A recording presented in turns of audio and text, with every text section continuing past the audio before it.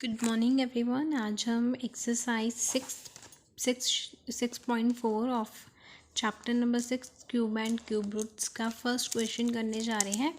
सबसे पहले क्यूब का क्या मतलब होता है? क्यूब का मतलब होता है कोई भी नंबर है उसकी पावर 3 होना। और स्क्वायर का क्या मतलब होता है? ठीक है, स्क्वायर का मतलब होता है कोई भी नंबर है उसकी पावर 2 होना। ठीक है, तो अभी यहाँ पर क्यूब की बात की जा रही है, तो हमें ये ध्यान में रखना है किसी की नंबर की पावर 3 होना। So let us solve question. Cube of a number is 64। एक नंबर है जिसका क्यूब है कितना? 64। वो नंबर कौन सा होगा वो हमें फाइंड करना है। वैसे तो हमें पता ही है 4 × 4 × 4 16 × 4 इज़ 64। बट लेकिन हमें कुछ मेथड से करना है क्योंकि ये 2 मार्क्स में क्वेश्चन आ सकता है आपको।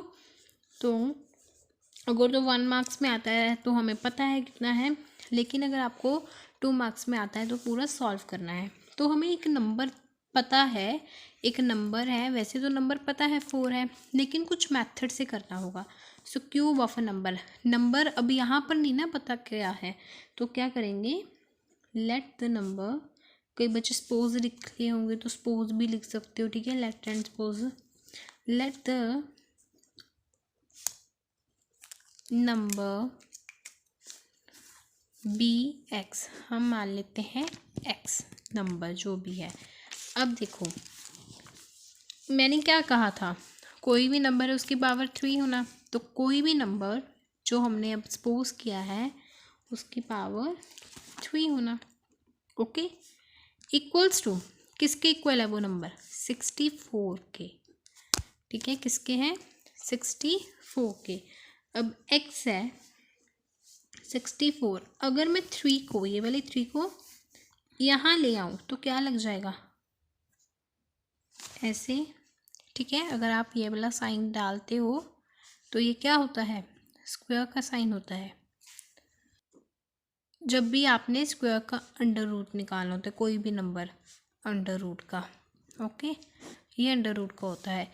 लेकिन अगर आप यहाँ पर 3 डाल देते हो ना तो ये क्यूब का बन जाता है, क्यूब का।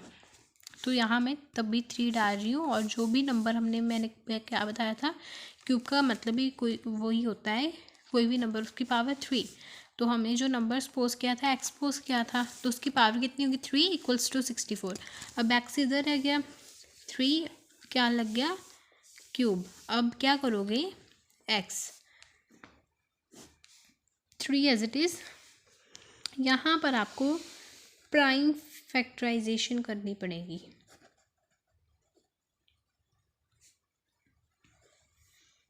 प्राइम फैक्टराइजेशन, ठीक है, तो वो कैसे करते हैं? वैसे तो सभी को आती होगी, अगर जिसको नहीं आती उसको मैं सिखा देती हूँ। पहले आपने देखना है 2 के टेबल पर जाता है कि नहीं। वैसे तो ये पता ही चल रहा है 32 पर जाएगा। ठीक है, अब देख लो 2 के टेबल पर 6 कहाँ जाता है? 3 पर। एंड 4 कहाँ जाता है? 2 पर। कितना आ गया? 32 पर। इसी तरह से आप 32 को कर देख लो, ये जाएगा 16 पर, ये 2 के टेबल पर, 8 पर, 2 के टेबल पर, 4 पर, 4 2 के टेबल पर, 2 पर, 2 के टेबल पर, 1 पर। अब बना लो पेयर्स, बन गई। अब यहाँ पर क्यूब कहाँ है? क्यूब है तो 3 के बनाने पड़ेंगे ना पेयर्स।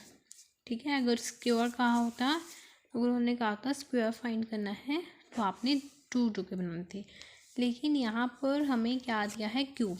तो 3 के बना लो। क्या आ गया? 2 × 2 × 2 मल्टीप्लाई दिस एंड x 3। अब 3 के पेयर थे तो इसमें से एक 2 ले लो, मल्टीप्लाई इसमें से एक 2, x कितना आ गया? 4, x की पावर 4, x की पावर नहीं, सॉरी, x का ये x कितना आ गया? आंसर, मतलब जो हमने नंबर सपोज किया था वो क्या आ गया आपके पास? 4। और 64 किसका क्यूब हुआ, 4 का।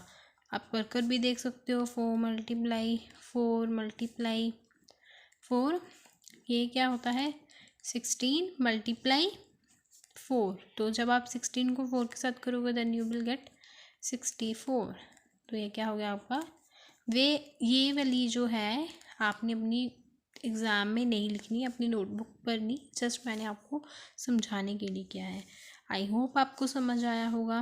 नेक्स्ट क्वेश्चन है, अब ये वाला क्वेश्चन भी एज इट इज़ करना है। कोई नंबर दिया हुआ है, ये नंबर किसी का क्यूब है, किसी का क्यूब है, लेकिन हमें नहीं पता किस नंबर का क्यूब है, वो हमने फाइंड करना है। मैं यहाँ सॉल्यूशन कर रही हूँ। पहले क्या करोगे, लेट द, या सपोज लिख सकते हो आप, suppose the number be x मान लेते हैं, ठीक है। सपोज कर लेते हैं नंबर हमारे पास एक्स है। अब मैंने क्या बताया था, क्यूब का मतलब ही क्या होता है, एक्स की पावर कोई भी नंबर है, कोई भी नंबर उसकी पावर 3 होना। तो ये आपने अपनी नोटबुक में नहीं लिखना है। जो मैं ब्लैक पेन से लिखूँगी वो आपने अपनी नोटबुक पर नहीं लिखना है, जो मैं रेड पेन से लिखूँगी वही लिखना है आपने। ये जस्ट आपको समझाने के लिए है। एक्स की पावर 3, एक्स की पावर 3 इक्वल्स टू जो नंबर दिया हुआ है 75। अब एक्स इधर, ये क्या लग जाएगा क्यूब, ये वाला जो साइन होता है ये किसको रिप्रेजेंट करता है, क्यूब को, एंड ये वाला जो साइन होता है ये स्क्वायर रूट को करता है, ठीक है।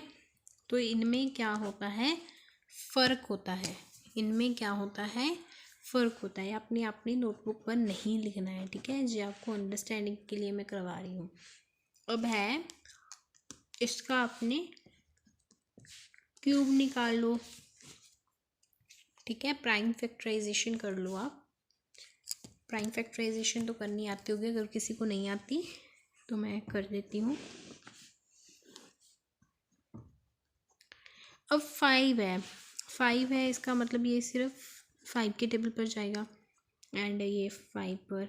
अब 36 3 7 37, ये 5 पर गया, 35 7 में से 5 गए, 2 5 25, ये 5 पर गया, एंड ये ऐसे।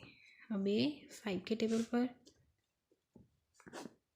ये भी 5